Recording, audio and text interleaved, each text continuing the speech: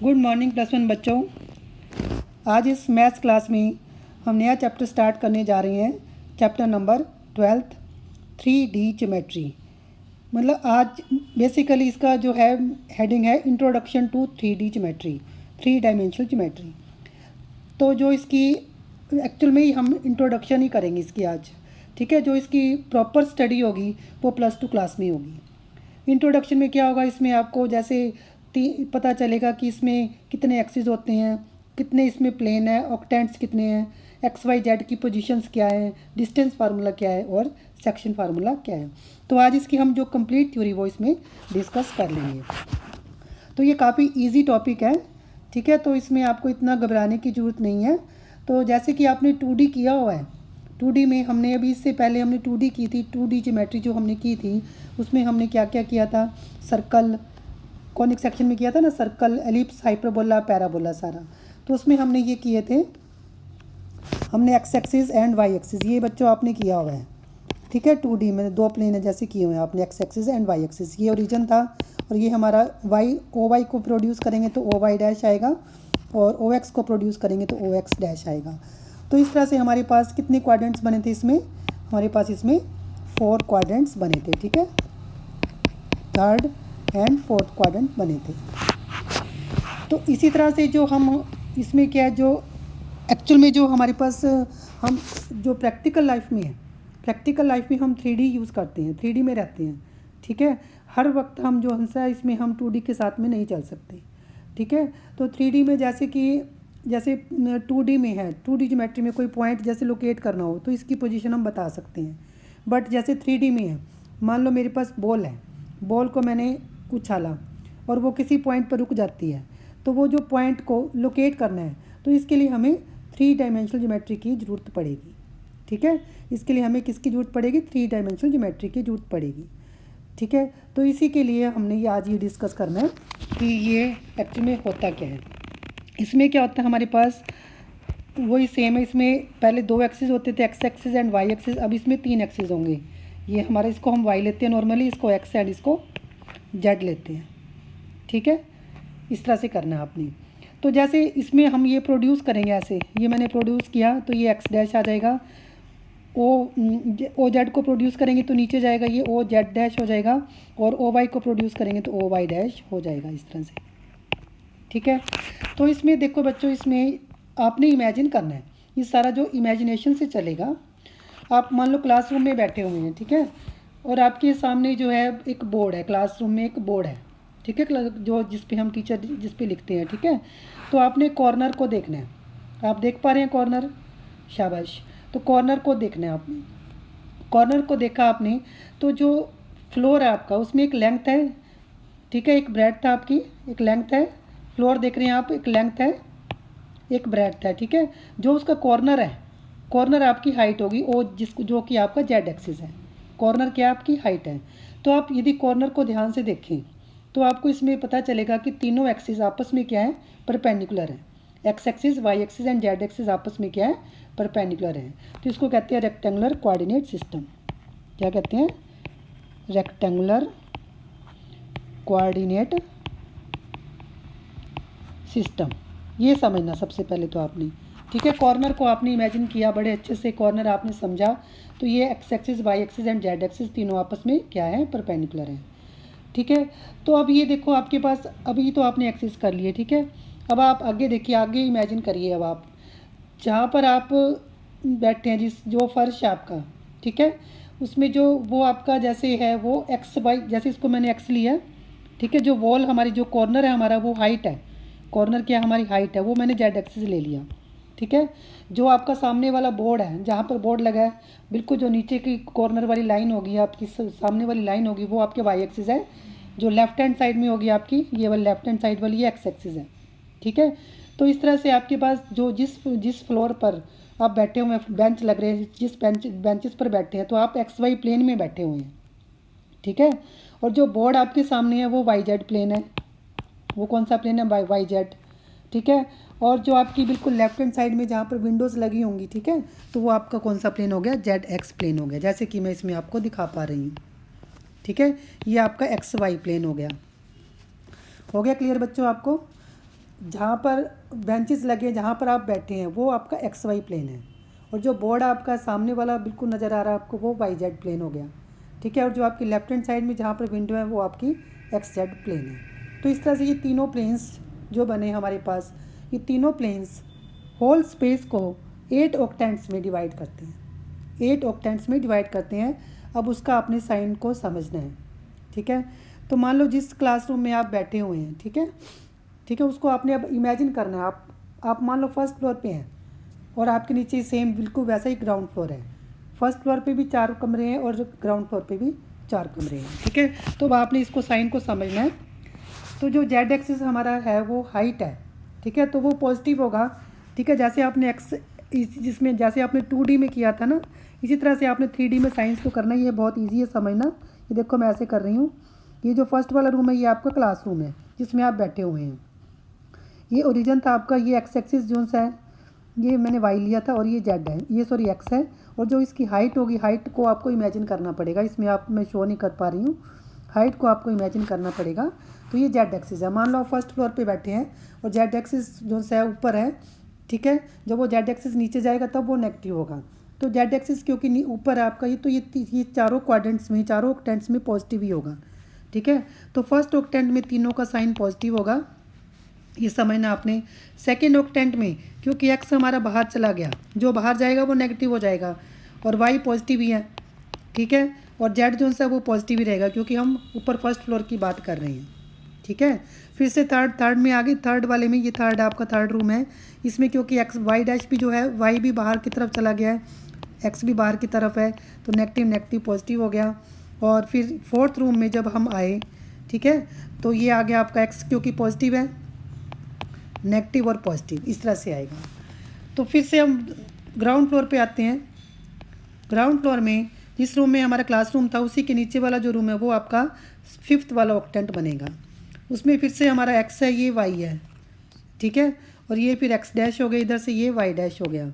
अब जेड हमारा क्योंकि नीचे आ गया, जेड सभी में नेगेटिव होगा, और एक्स एंड वाई की पोजीशंस वैसी होंगी, प्लस प्लस फिर माइनस, माइनस प्लस फिर minus, minus minus minus, plus minus minus. इस तरह से आप इसको याद कर सकते हैं। इसको लर्न करना बहुत ईजी है। जैसे आपको जो प्लेन है ना, प्लेन का तो आपको याद ही रहता है कि कौन कौन से क्वाड्रेंट में कौन एक्स वाई की पोजीशन क्या है।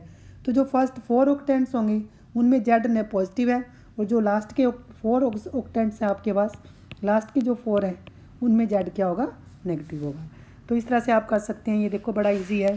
फर्स्ट ऑक्टेंट में देखो एक्स पॉजिटिव है, सेकंड में एक्स क्या हमारा नेगेटिव है, थर्ड में एक्स नेगेटिव है, फोर्थ में फिर एक्स पॉजिटिव है, ठीक है। एक्स की पोजीशन यही चलेगी आपकी, देखो ऐसे,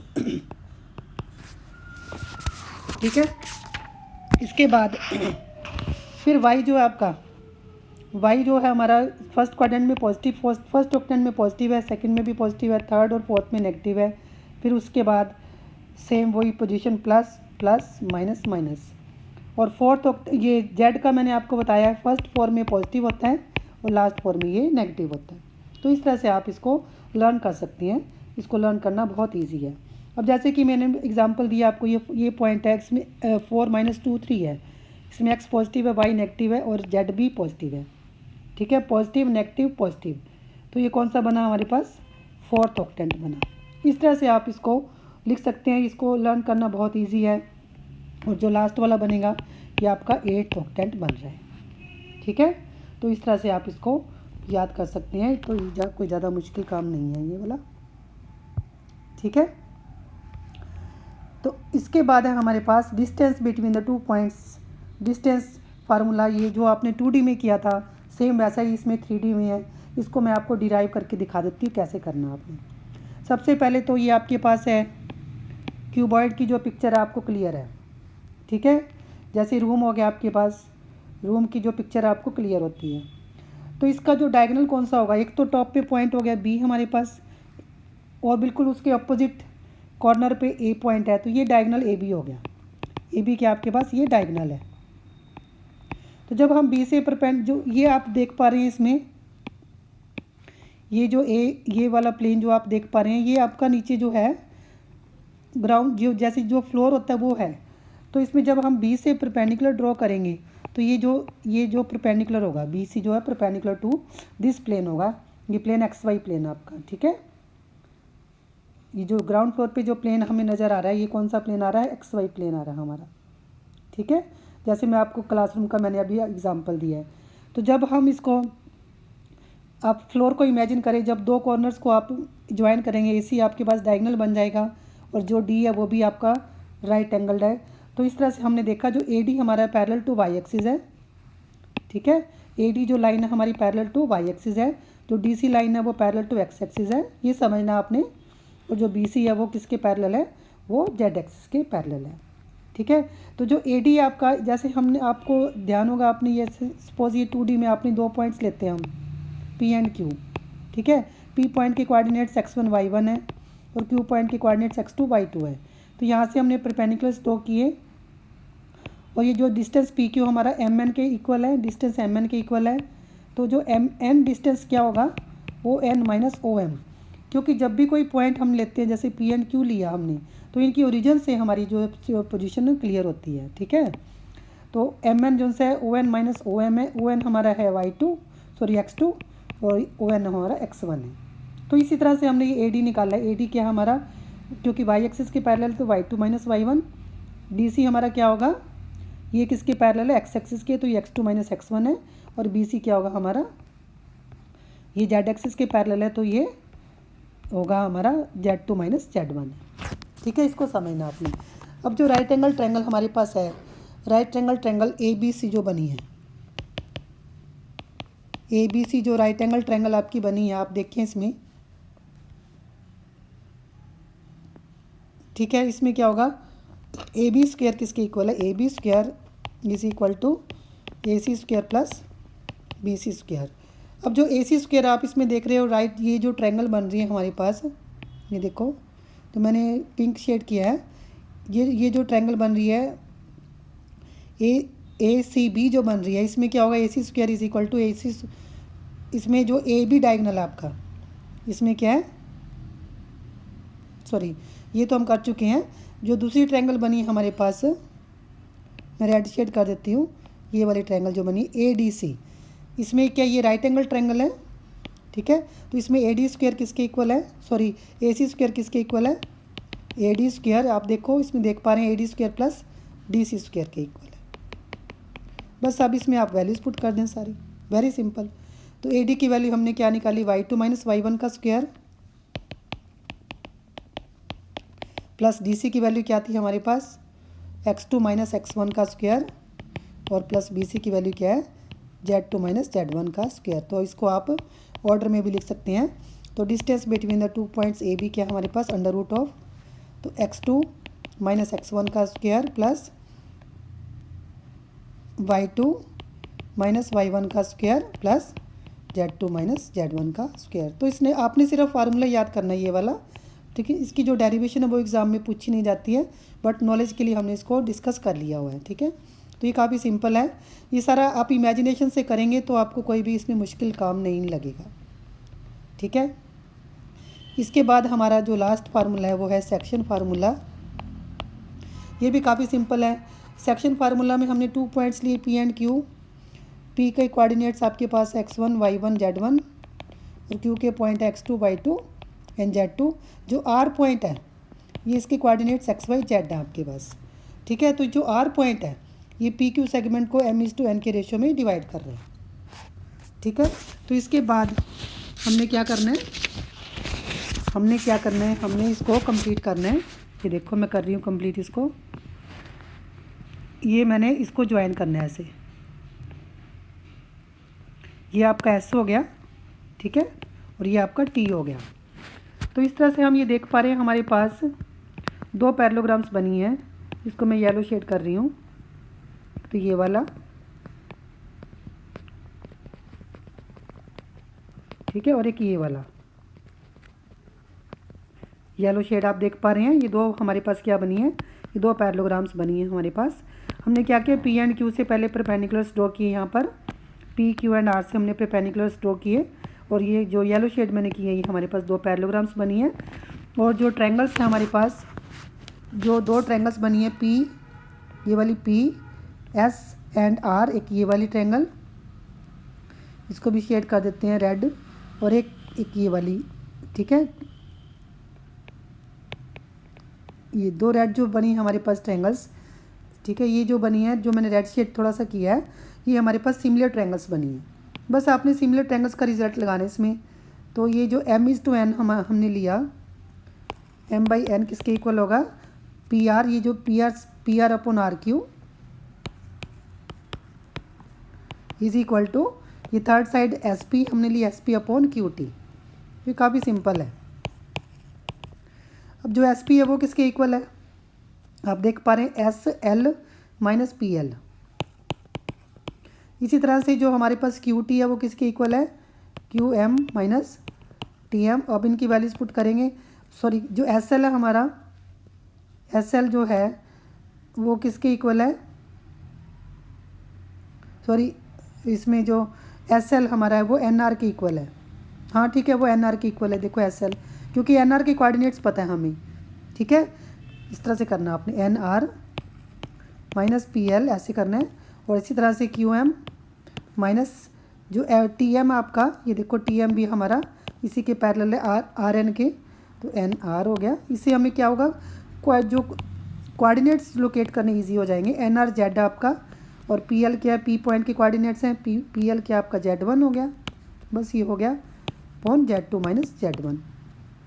तो सॉल्व करके आपके पास आएगा इसका MZ2, जैसे कि आपने फार्मूला किया हुआ NZ1 अपॉन M+N। तो इसी तरह से एक्स जेड एंड ये हमने जो प्लेन, सॉरी ये हमने जो प्लेन एक्स, ये हमारा एक्स जेड प्लेन था, ठीक है, क्योंकि हम ऐसे ही चल रहे हैं। ये हमारा वाई था, और ये हमारा क्या था, ये हमारा हमने एक्स लिया था, ठीक है। तो ये सारा एक्स वाई प्लेन पर हमने किया था। इस तरह से यदि हम एक्स जेड और वाई जेड प्लेन्स में परपेंडिकुलर ड्रॉ करेंगे तो हमारे पास किस किस के कोऑर्डिनेट्स आ जाएंगे, y is equal to my2 plus ny1 upon, और जो z आएगा, सॉरी x आएगा mx2 plus nx1 upon m+n। इस तरह से आ जाएगा आपके पास, ठीक है। तो ये काफ़ी सिंपल है। तो इस तरह से आपने जो लर्न करना है आप बस इतना लर्न कर लेना, इसकी भी डेरिवेशन नहीं आती। ये P पॉइंट है, ये Q पॉइंट है, और ये R पॉइंट है।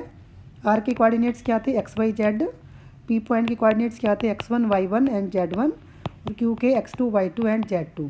तो जब R पॉइंट PQ सेगमेंट को इंटरनली डिवाइड करेगा तो हमारे पास इसके R के कोऑर्डिनेट्स क्या होंगे, mx2 plus nx1 upon m+n, ठीक है, my2 प्लस ny1 अपॉन, और mz2 plus nz1 upon m+n। जब R इसको एक्सटर्नली डिवाइड करेगा तो बड़ा सिंपल है, यहाँ पर आप माइनस कर देना बस, ठीक है।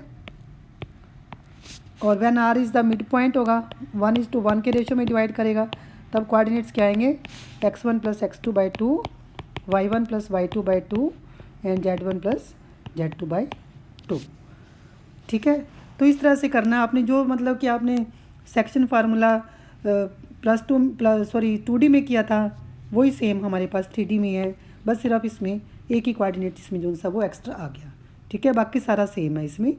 तो इसलिए मैंने स्टार्टिंग में बताया था कि ये जो इसमें सिर्फ इंट्रोडक्शन ही है, और ये काफ़ी सिंपल चैप्टर है, ठीक है। तो इसको आप एक ही दिन में ख़त्म कर सकते हैं।